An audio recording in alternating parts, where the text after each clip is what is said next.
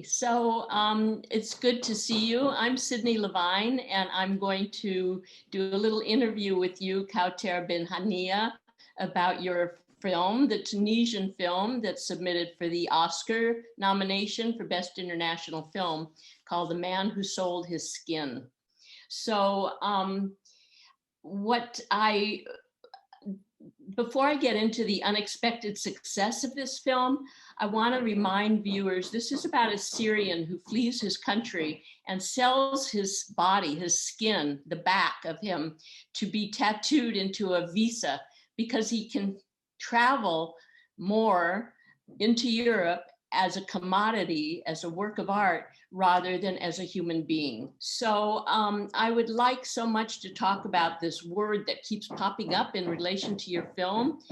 It was an unexpected film. I heard this word a lot. It's unexpected. When I started looking for money, because it was an ambitious movie and we needed some budget to do it, financier was telling me it's unexpected because I already did a movie about a women, Tunisian women being raped by the police. So in a way, I set the tone, of what was expected from me. And I didn't understood it, because for me, it was another project. I wanted to do it with a male character. So the feedbacks of, it's unexpected, but in a negative way. Like, what do you know about contemporary art? Suspicious question like this, what do you know about contemporary art? And your protagonist, he's a man and he's not even Tunisian, so there was this kind of putting me in a box. And since I'm not naive, I understood, what was expected from me.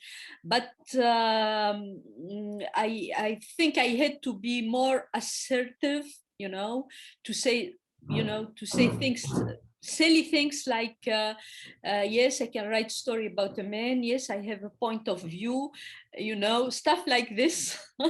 Yes, I found, right. Yeah, exactly. So it was unexpected, and now we are in shortlisted, so it's also unexpected. So the unexpected, which was negative in the beginning, became something positive now after me doing the movie and going to Venice, and now we are in the Oscars. So you say that you're Tunisian, you're writing about a Syrian. Was Jaja Mahani, is he Syrian? Yes, exactly, he's Syrian. So at least he fit that part. Yeah. And you had spoken more about the women, how you as a woman could write about this man. He's a tough nut. I mean, he's very proud of himself and he's difficult. He's not an easy guy. I think that must have been quite unexpected for you to choose to do a man, although men always choose to write about women and make movies about women. No one questions that. But I think that must have been unexpected. And did you find yourself feeling like you had to overcome anything in your not being expected to do such a film or not being able to manage? How did it feel to take on such a subject, such a difficult male subject? In my deepest belief, I don't think that storytelling is gender related thing. I think we do this great job as writer and filmmaker, where we have this amazing possibility to put ourselves in the shoes of men, women, children, different character. It's a great possibility. It's, what we call otherness, to go in the shoes of another person. So when I started writing about this character, I didn't thought about I'm a woman writing about a man. It was like, like in a love story, you meet an idea, and then, you develop this idea and then it became a kind of marriage, you know. You have to structure it, to think about it in an intellectual way after the passion. So I have this passionate relationship with my work, which is very different from what people can think about me being women, North African, coming from an Arab Muslim background. You know, I don't tell myself this stuff when I'm writing. And, you know, even in my country, they told me, why choosing Syrian men, you know? And yeah, I was blamed from all the sides, you know. And for me, I didn't even ask it myself the question, you know. I was meeting with a lot of Syrian people, and all their journey was amazing. And I was really like a sponge, you know, absorbing all their stories, and it helped me a lot in shaping this story. And also, you know, I was born in a small city in the center of Tunisia, where the so-called Arab Spring started, and then, you know, we know that this wave of revolution went through Libya, Egypt, and then hit the wall of Syria, you know. So what happened in my native city impacted Syria very well, you know. And for me, it was like the same movement, you know, to think about a Syrian character, to talk with Syrian. There was something common. So it was for me like an evidence, you know, to make this character Syrian and to think about him and to treat this kind of masculinity that interests me a lot. Yeah, you seem to have a momentum, a natural momentum within yourself that keeps you going, that keeps you moving. I'm curious if it relates to how you grew up at all. I mean, you also grew up in a very, well, all societies are masculine. We got to face it. They're all masculine. But we in the West think, oh, but the Muslim community is more masculine and the women are more submissive, which probably isn't so true. But you had to have some kind of momentum within yourself in the very beginning, before this movie, before you were a filmmaker. Could you talk a little about that? Yes, I start by an anecdote. When I showed my previous movie, Beauty and the Dogs, which is about, as I told you, young Tunisian women being raped by police and can't, you know, report her rape. When I showed in Cannes Film Festival, I've heard some comment like, it's normal in your society, you know. And I was shocked, you know. I was like, no, it's not about my society. I don't, you know, the context is my society because I know this very well, but it's about women who have power. Here we have policemen, and it's an alpha male thing, very archaic thing. When you have power, you think that you can have the female of the group, you know. And then after this Cannes Film Festival, there was this big issue in Hollywood about Weinstein, producer. Weinstein, yeah. And I was reading, you know, all the methods he uses, you know, to tell all this actress to shut up. And I thought, it's the same system in my movie, you know, of this policeman. So I agree with you when you say it's international. And and then there was all this you know, comment about not enough women filmmaker in Hollywood and all this. And I was wondering if you have this kind of powerful men, you know, deciding of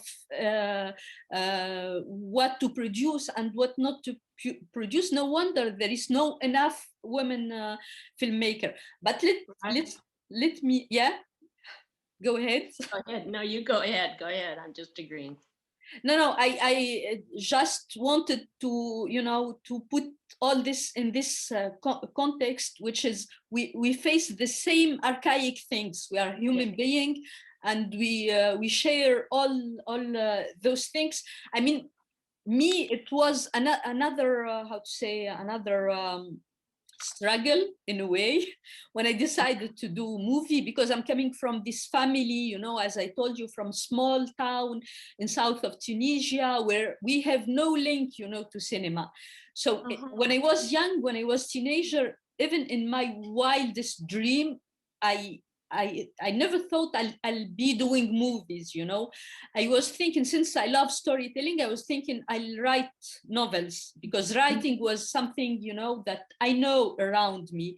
And I remember when I told my parents that I want to do cinema, it was like, you know, something very shocking for them, because it's not for us doing cinema, you know. And then I wanted to tell my grandma, since she's, you know, she have a big heart, and to convince them. So I told her, grandma, I want to do cinema. So she told me, after all those studies, you want to sell tickets behind the counter? It's not possible, you know. So, oh no. She said that's what you wanted. Oh, oh wow. So I understood, you know, that for my grandma, cinema is something coming from abroad, you know. It's something abstract done by other people, you know, entitled people. And you know, in my milieu, we only buy ticket to watch this thing, you know, called cinema. So doing cinema is only, you know, you sell ticket in a way. So it was it was very funny. I can relate. I grew up behind the MGM studios, and I would collect autographs, and I'd go to the movies every weekend. Never did I ever believe I'd go into cinema myself. So what moved you to get into it? And how did you find your producer, Nadim Shakrua, who's so good for you? I mean, how did you get into film, and how did you find the right person to work with? It was a long journey. I mean, in the beginning, I was, you know, I moved to Tunis to study business studies, you know, in a very prestigious school, since I was very good student. And I discovered something called Tunisian Federation for Amateur Cinema. And I, you know, I joined them by curiosity, and I start, you know, feeling that it's possible to do cinema. They were amateurs, so doing amateur movie. And then I told myself, this is what I want in life. You know, it was like, you know, the big love story beginning, you know, and I wanted to change everything in my life to stop those business studies. I didn't stop them. I had to have my diploma, so my parents can be happy with it. But was the turning point, and then I decided to you know, to do cinema. So I looked for a scholarship to study cinema, because my parents told me, if you want to do this, we'll not help you. So I found a scholarship. I came to Paris. I studied screenplay writing, and it started like this, you know. What year was that? When did you go to Paris to? It was 2005. Really in the modern era. Good for you. And how did you meet Nadim, the producer, who, by the way, I realized when I read the credits, was the museum guard who kept trying to get Sam Ali back into his perch. Yeah, I was working with my Tunisian producer. His name is Habib, and we had, you know, because we do a lot of co-production with France. And then one day, after doing my first feature film, I heard that the place where I'm doing my post-production, there is a producer, a French producer, but he have Tunisian origin. So I wanted to show him my first feature film, to give me the editing, to give me feedback, since we haven't subtitled the movie yet, you know. So he saw it, and he told me, we have to work together. I think your first movie is great. It was a mockumentary. So we started like this, you know. and then, you know, we did the first movie, the second movie, and it was a great relationship, because I think producer are, you know, your first partner, your first audience, the person who tell you, you know, hard stuff you don't want to hear.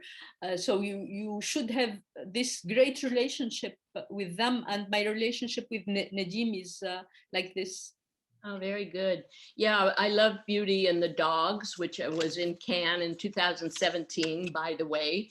And it was a fabulous film because she did speak up when everyone said don't. And I also have come through everyone saying no, no, no, no, until one person says yes, and it opens the gate to you to be able to do what you really want to do. Exactly. So, yeah. I was trying to think of subjects about male, female working on male, but what I noticed in the film, well, what I noticed in interviews you've made also, I don't think there's a specific female male unless we're put into that category by others and we accept it as our own. Yeah. But there are certain touches. Perhaps empathy is a touch of female, feminine, not that men don't have it, but I think you have an empathy that goes with your actors. And then when I read how you imagine a spirit, your spirit of the story, the character you've devised, entering into the body of the actor, how they carry it, I thought that idea, that spiritual thing, not that men don't have it, but it seems to me it may be a kind of a female, a feminine aspect. Can you talk a little about the casting and how you feel the casting, rather, or how you choose your actors? Yes, I don't know if it's a feminine thing, but I know that my relationship with my actor is like a mother relationship in a way. There you go. Wow, there. I don't have children, but I really feel this relationship in that way, and it's funny.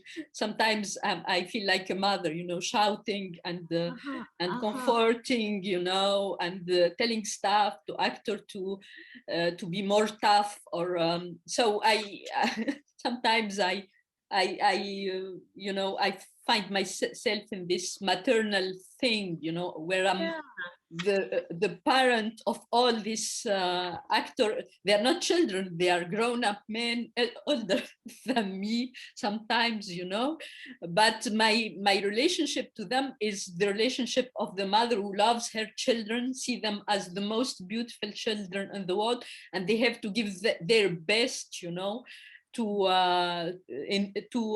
this part. So this soul thing, you know, imagining a character, it's like dreaming about, you know, about a baby having a children. I don't know, maybe I'm going too far in this metaphor, but and then you meet the actor who will devote his body, his voice, his feeling to this idea, you know, and you want him, you know, to incarnate it in the best way you can. And if he do it better than what you thought, it's sometimes it can be amazing. So yeah, I was the mother of Yahya Mahani, I was the mother of Monica Bellucci,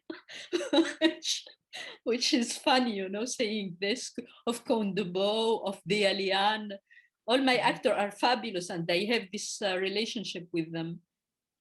That's so interesting. So I didn't go far off the mark. There is something in there. Yeah. And how did Monica Bellucci feel about acting opposite of someone who was not the most on her level of recognition in the world? I mean, Kim Dubois was more so, but Jaja was, you know, how is that? It was, you know, Monica is a very smart person. She's in this process of empowering women. She loves working with women directors. She told me this. You know, she saw my movie Beauty and the Dogs, and she loved it very much. And she was really happy to collaborate with women, even if I don't have this kind of, you know, profile of well-known director. It was just, she loved the story. She loved working with women, and we had this kind of amazing relationship, women to women. You know, at some point I forgot that she's this icon of beauty and fame. And when we went to Tunisia because we shot a lot of scene in Tunisia, when we arrived to the airport, I realized that, you know, there was a lot of journalists. I don't know how they learned about Monica Bellucci arriving to Tunisia. A lot of journalists, a lot of fans coming, you know, to see Monica Bellucci. And I realized that, yeah, Monica is an icon, you know. I forget it since she's so simple. And it was amazing, yes, working with Monica Bellucci. Yeah, that's interesting. I don't know if we have too much time left, but I wanted to note something on the music and also on the director of photography, because they were really super. And I noticed that Amin Bouhafa, the Yes. composer, did Timbuktu, and he did Beauty and the Dogs, and he did the contender now, You Will Die at 20, which is the submission from Sudan. So it's interesting that you got this same composer on your earlier film and have stayed with him. You must have a relationship built with him. Yeah, talk about a little about the music. And yeah, I mean, Amin Bouhafa is a great composer. He's young, you know. I have a very young team. Amin is young, and my DOP is very young, you know. But they have, you know, something very, very special about creativity. They are so creative, and they know very well their work. Amin Bouhafa in my movie did more than composing music. He did sound research.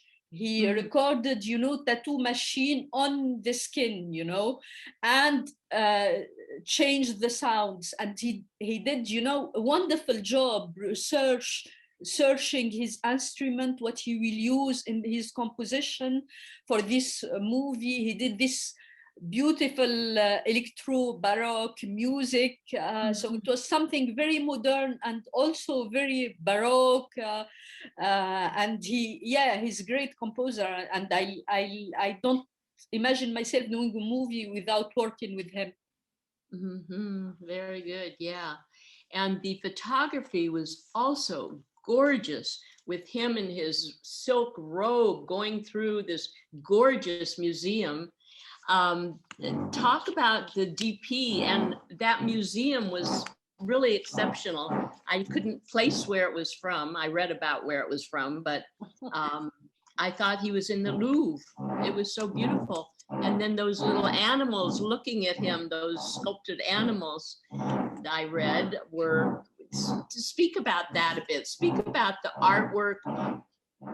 Yeah, exactly. I mean, my DOP was another great encounter because it's our first collaboration. His name is Christopher Aoun. He did another beautiful movie, was shorted for the Oscar, which is Capernaum by Nadine Labaki. He's Lebanese. And yeah, he's just amazing guy with a lot of creativity. He helped me a lot because I have this ambitious vision with small budgets. So he found every technical solution for my, you know, my vision to make it real and to make it happen. He were very involved. We were talking, you know, day and night about every aspect in the movie, every frame. We talked about it together. It was, you know, weeks and weeks of meeting and talking, references, sharing, painting, photos. And you know, in the scouting, we were looking for a museum to shoot this movie, and we couldn't shoot in Louvre. In the beginning, I wrote this story for the Louvre because the work of Wim Delvoye, the artist who inspired me this work, I saw it in Louvre. But Louvre is a very expensive place to shoot in. And since we were poor, we were looking for another place, and we were even thinking about to build our museum, but it turned out that it's also expensive. Anyway, one day I heard that Wim Delvoye, the artist who inspires me this movie, will be exhibited in Fine Art Music in museum in Belgium, in Brussels.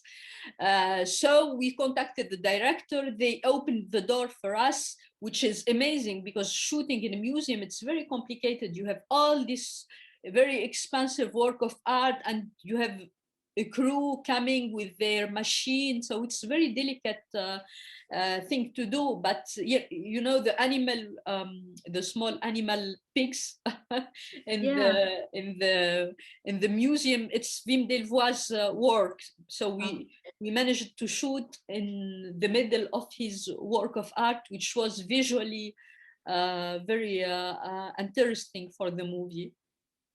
It was very interesting, these modern pigs that I have seen without knowing who did them in this classical museum. And this man being the work of art, everyone's looking as if he's Nefertiti in Berlin or the Mona Lisa in the Louvre on this pedestal. Very interesting with these pigs looking on of this artist, Wim Delvoye or Delvoye. Yeah, and he, Wim Delvoye, he did a small cameo in the movie. He's the insurance broker who's talking about the price of this work of art in this scene where the collector shows this work of art he just bought to his friends. That was a funny scene. He's a scene stealer.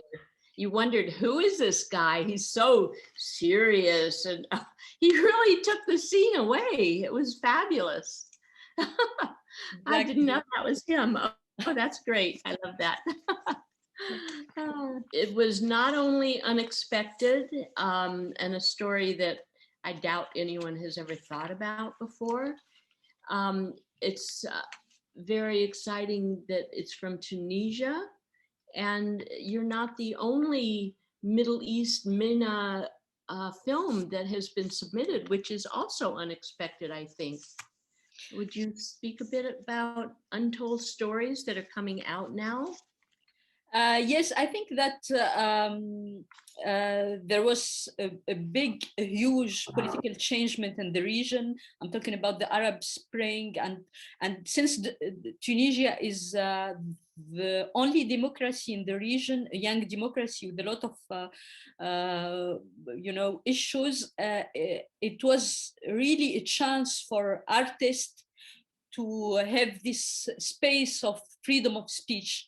You know, my previous movie, I couldn't do it under dictatorship. We grow up under dictatorship, and I know what is it, to live under dictatorship. And I'm measuring, the difference. All the movie I did, I owe them to the people who asked for freedom in the street of Tunisia 10 years ago. So it's and how to say, it opened for me a space to tell without censorship all what I want. And it's, I think in the future, people will hear more story from this region of the world. We don't have cinema tradition. We don't think of Tunisia like a hotbed for cinema. But since there is all those political changement, we need like a cultural revolution after the political revolution. And I feel like, we are living exciting, very hard moment, but exciting historical moment. And I really want to think about all this political aspect. That's why my movie are in a way, beside being very personal, they are political also.